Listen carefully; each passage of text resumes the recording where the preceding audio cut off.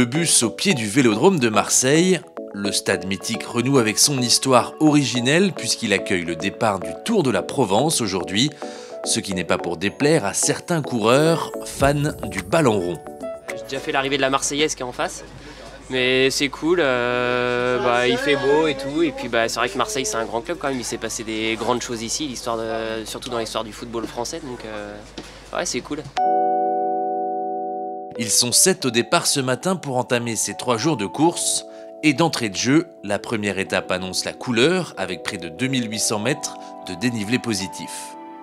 Un début de course très musclé, très musclé et avec du petit vent frais, un bon vent frais même qui va pas faciliter les choses sur la première partie et même sur la fin où on va le prendre plus de face. On a sur 60 km, il y a 3 difficultés, donc ça peut faire la guerre. Je pense que ça peut prendre du temps pour l'échapper.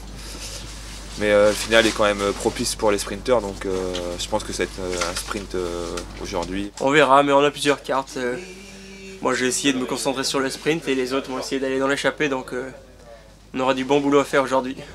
Bon, je l'ai dit hier, il y a aujourd'hui Sandy, c'est configuration en sprint pour toi. Et Lucas, tu vas rester auprès de Sandy.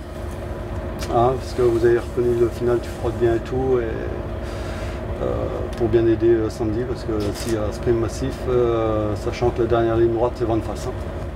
Voilà, maintenant le but c'est quand même de ne pas rater l'échappée aujourd'hui, même si c'est une échappée de 2-3 coureurs, on est dedans. Oui, il y aura pas. On est dedans, parce que forcément il y a quand même 2 sprints bonifs, et le Tour de Provence ça joue à la seconde près, et vous remportez le sprint bonif, vous êtes sûr.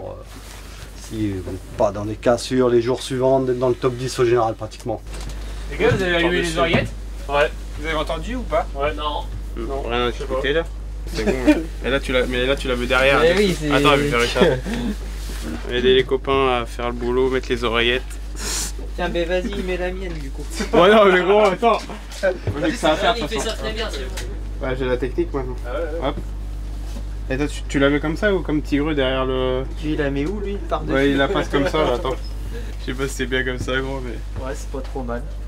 C'est bien l'oreillette, c'est sûr qu'on a les informations du DS, que ce soit sur le circuit déjà, l'approche de Boss, les villages, les ronds-points à prendre des bons côtés, et puis après en termes de stratégie, voilà, on a fait un briefing avant le départ, mais il faut toujours s'adapter en fonction de la course et de l'évolution, donc du coup on a aussi le micro pour communiquer, donc voilà, c'est toujours un appui en plus dans la course pour pas faire d'erreur. Allez, c'est parti.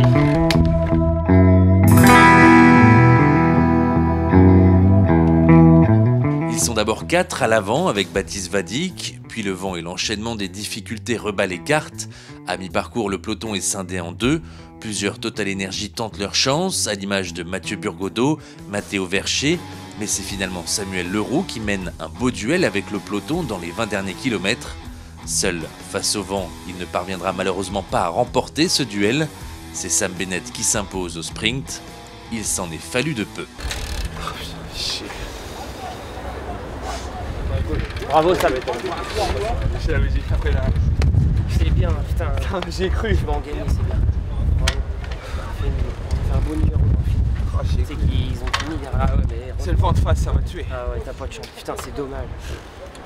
Ah ouais, c'est une belle journée aussi pour l'équipe. On avait quelqu'un dans l'échappée, on avait Baptiste tout de suite dans l'échappée. Donc voilà, et après il y a eu une course de fou avec la montée des Spigouliers qui est montée très vite. On avait après dans le contre avec Tigreux, Fabien Grédier qui était là aussi. Puis on était à 3 dans le groupe de contre et voilà, c'était une journée folle et tous les coureurs étaient fatigués. Et ouais, après la bonification, j'ai tenté ma chance. Je sais que c'est dans ces moments-là où je suis le plus fort, quand tout le monde est fatigué. Et voilà, j'ai monté à 40 secondes et ouais, j'y ai cru, mais malheureusement, il m'a manqué un petit chouïa à 500 mètres. Et ouais, c'est dommage, mais c'est comme ça, on va essayer dans les autres courses. Demain, le vent devrait souffler un peu moins fort sur les 170 km entre Forcalquier et Manosque. De quoi laisser peut-être cette fois-ci une chance aux baroudeurs.